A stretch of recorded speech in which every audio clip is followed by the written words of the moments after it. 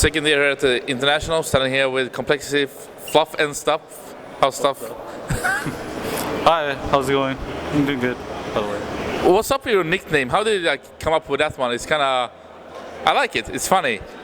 My nickname in middle school was Fluff, and it kind of carried over. It was my very first nickname ever on US BattleNet West. So it's just a really old name. You still love it? Yeah, I loved it. I wouldn't pick any other name. All right, cool. So, talking a little bit about your history, the Fire team, you came out really, really strong, and then you joined Complexity. At that point, how did it feel just coming out so strong, dominating the scene? We weren't really prepared for it. We started getting matched up with really high-tier teams, and we didn't know how to cope with that. But after a while, we kind of leveled out, and we knew where we stood in that competition. Was it hard for you, like joining Complexity and then a short while after not performing as good? Did you have a lot of struggles within the team how to follow the meta game? Yeah, we did feel like we were kind of have underwhelming performances under the Complexity name, and we really wanted to prove ourselves to them. We just went through the struggles that every team that's going to last a long time goes through. There's going to be conflicts between your players. There's a lot more problems that occur over time, like scheduling, the dedication levels. There's a lot of back and forth, but we got through that, and I think we're a stronger team for that. Yeah. The last couple of months you've come back really strong, and coming into the International you looked almost stronger than ever. Was that the feeling within the team too?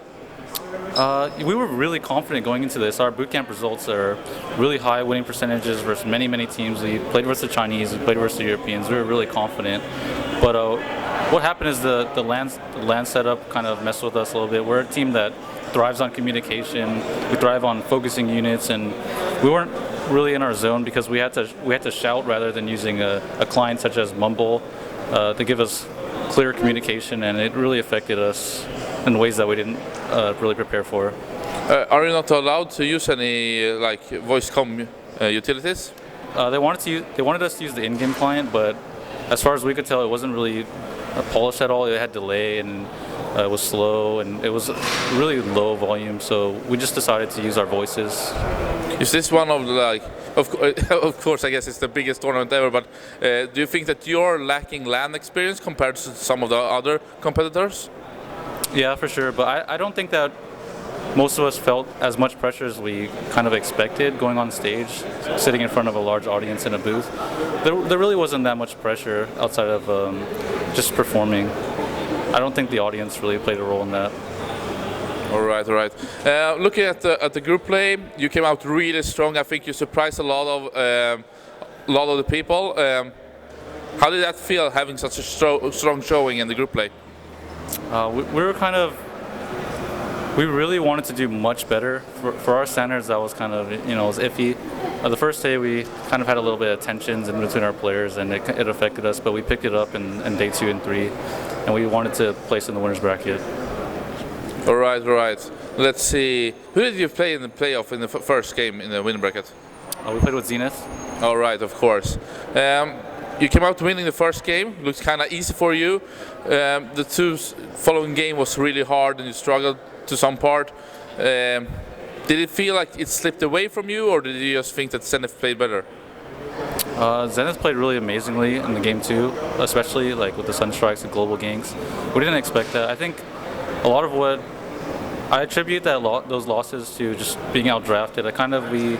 Mentally we weren't where we needed to be. We overestimated Zenith's potential. We never played them before since they're a Southeast Asian team, and I think that we just didn't play our game. We kind of got a little bit of confused, and we definitely know what to do next time. All right, and looking at the game who just was happening on stage, you met Tongfu, a really strong Chinese team, but Ehom.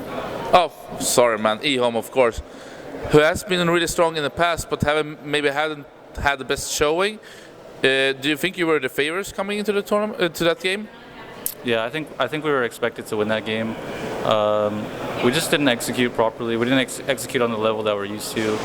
That's really what it came down to. I don't think draft played a role in that game, like in the Zenith games. I think it was just pure execution.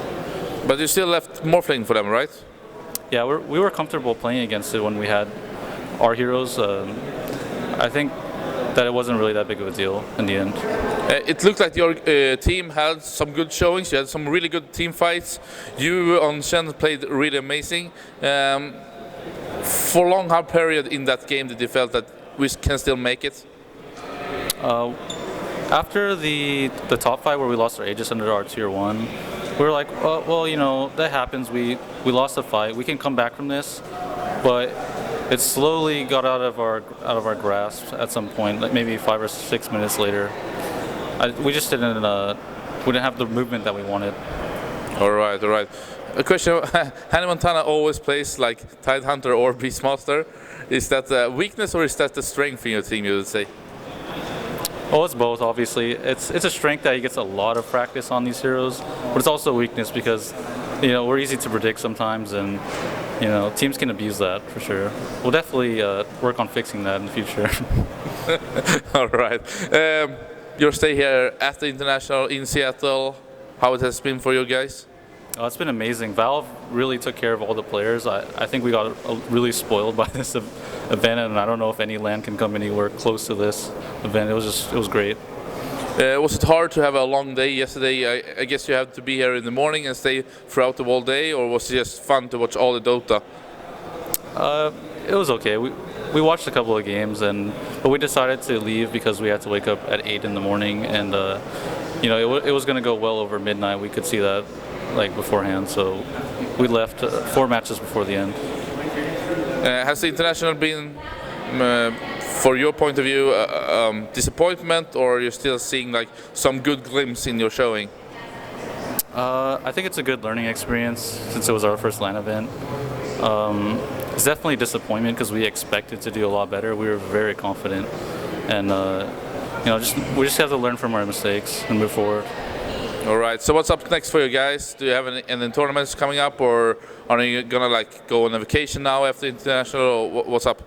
We'll be participating in the ESWC tournament with Pot and Bottom, I think, for Paris, France, and I think that's all we have scheduled right now.